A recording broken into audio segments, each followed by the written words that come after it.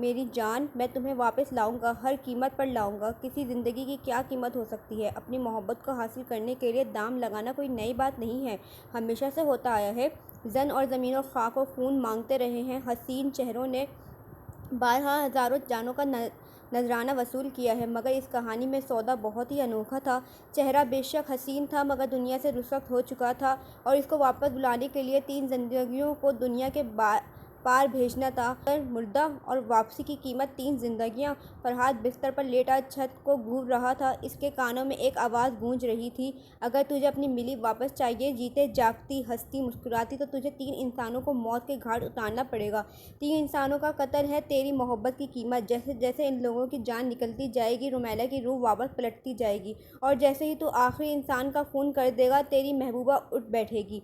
मुझे मंजूर है, फरहाद के मुंह से निकला था। फिर इस रात फरहाद ने मिली के लिए कब्र नहीं